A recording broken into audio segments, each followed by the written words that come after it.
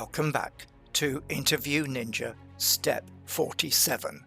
We're going to continue coaching Corbin on learning from work, even low-paid work. And we also cover status and attitudes of people when the boss is around and when the boss isn't around. To introduce you to, and they make you the owner, so the audience perceives you to be the owner, and then you go in and do your dog and pony trick or whatever it is. Yeah. So that's. Have you used that as a Yes. sales technique before? Yes. Have you been in a room? Lots. Have you been in a room of people that you know? Well, have you ever set it up so that there's a lot of your team there, and then it's buyers or clients there, and then you've been introduced as, oh, everyone, it's Graham, and then you come in and suddenly people are approaching you as opposed to the other way Yes, around. you have to set that up. Yes, Yeah. of course. We're drifting a long way away from. No, this is good stuff. Well, Yeah. it's talking about status and manipulation and stuff.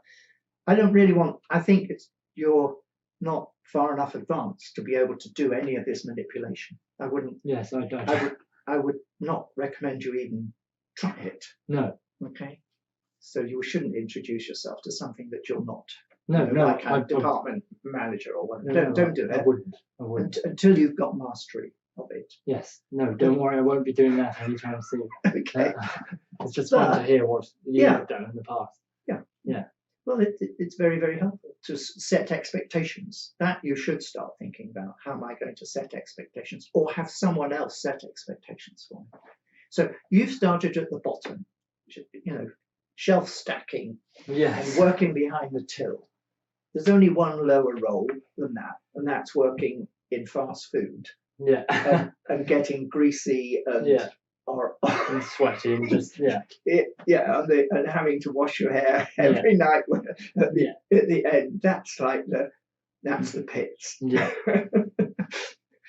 A lot of young people, even graduates, find themselves that's the only job they can get, because those jobs, there's a lot of those jobs. The foreigners that come over do those jobs. Next time you go into McDonald's, if you ever do, in this country, see if you can detect the accent of the person who's serving. The chances of it being an English person is low. So what have we got from that? We've got that you did that particular job, you had that interaction. Talk to me briefly about your interaction with the Polish people who were your co-workers in shelf stacking, or didn't you have much interaction? So there were about 2 or 3, and there was one that I ended up spending more time with because she showed me how to do it on the first day. Okay. And then kind of showed me about for the rest of it. My interaction with her went well. She would get rather frustrated at me if I didn't know what I was doing on day 2. Really? To be fair, we are just stacking shelves, so doesn't exactly take much picking up. Well, I don't know. It's where does the yogurt go? Well, it as opposed to, does the yogurt go with the milk, or does it go with the cream, or does it go with the eco diet friendly? Well, that's exactly the type of stuff that it was like, and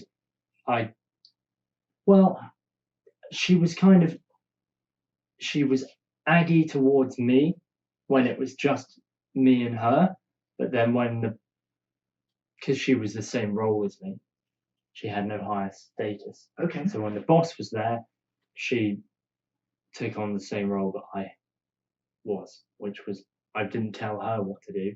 She wasn't telling me what to do. We were just doing our own thing. So she adapted her behaviour. Yes. When there was a more senior person there. Yes. So that brings you back to what I was saying. Yes. About how one feels about people who adapt their behaviour to status. Yes. It's slightly they're behaving inauthentically. Yes, it was inauthentically, and it was rude, was my interpretation of it. And I wasn't too sad to finish working with her. But how old was she? She must have been about 50. 50? Yeah. And finding herself shelf stacking in M&S. Yeah, for the same pay that I was at 6 a.m. in the morning. So at 6 a.m. Yeah. Why do you think she was doing it? Same reason I was, which was just to make money. But I think Did you find out anything about her as a person? Corbyn didn't have the right mindset for this job. His focus was on earning some money. In fact, it was a really good opportunity to learn. A valuable soft skill is to manage your time and what work you do using the earn-learn dialectic. Not really. She didn't really give me the opportunity to do so. Was know she I married? probably should have made it. Did she have children? She didn't have children and she wasn't married. Okay. Well, those are important things to know. So But why is she here? I don't know. I didn't. She was the type that wouldn't. When we were working together, if I was trying to talk on the job. So one thing about her was she was a hard worker, right? Maybe this comes with the Polish thing, or maybe I'm just being racist, but And why employers like them? she was like, if I was talking, she would give me blunt answers and shut down the conversation so we could just work. Okay. So she was task focused. She was task focused. Yes. There's no but there. She was task focused. But well, there is no. I've just said Okay. There's no but. Right. I'm trying to get at when the boss was there. Weirdly, I don't know. She was slightly less task focused then and more interact with the boss. With the boss? Yes.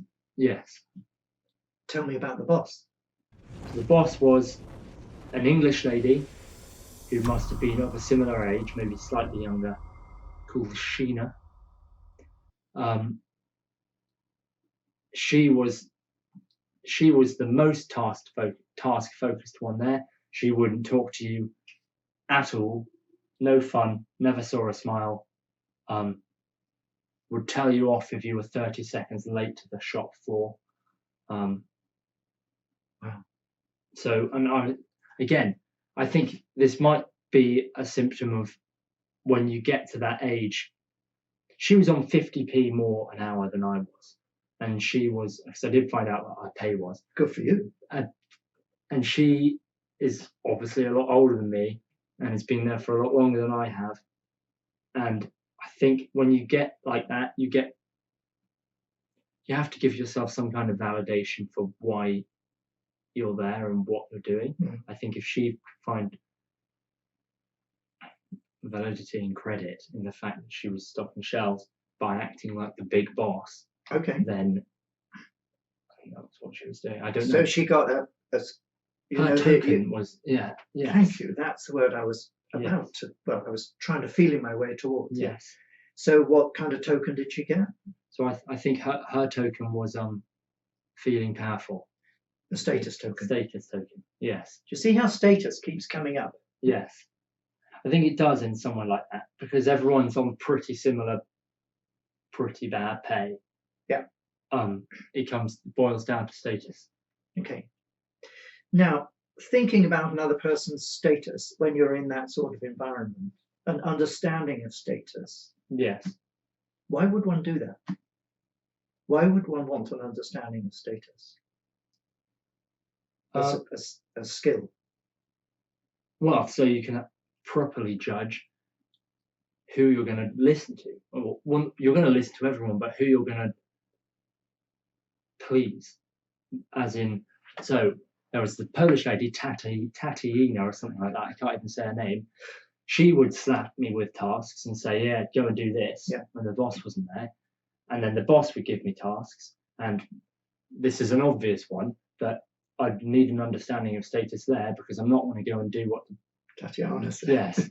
Just go and, You do what the boss did. Yes. Okay, But that's an obvious one. But I think if I had less of an understanding there, I might be more swayed towards trying to please both of them, which will please the person that matters less, even though the person that matters really doesn't matter, being my bigger boss. Okay. I want to sort of adapt what you're saying, but when you say try to please, what I'd like you to appreciate is you have the capacity to give tokens that satisfy the person who is seeking tokens. Yes. If you're a skilled in interpersonal dynamics, it basically gives you access to buckets full of different types of token. And so you perceive that that person is collecting that kind of token. And so you can reach into your appropriate bucket. Token bucket and hand them out. Yeah. And give them the opportunity to get that token. And then they're going to like you. And so that increases your power. And up to the limit of the power they've got to move you up, they will do it. And then you've always got to be looking for the next person to latch on to. Yes. Yeah.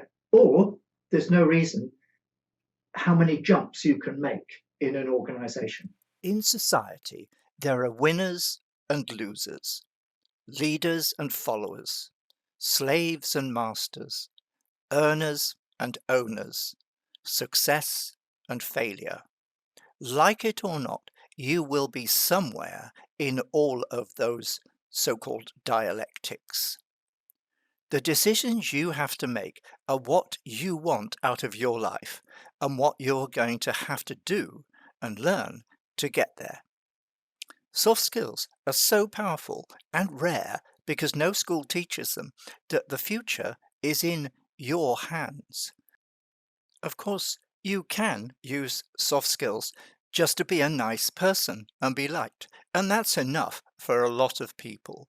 And if it's enough for you, that's fine. So if you go in, again, it comes back to sales, but if you go into an organization at a lowish level and understand the lay of the land, then you can identify someone in the hierarchy that they tell you what that person's like.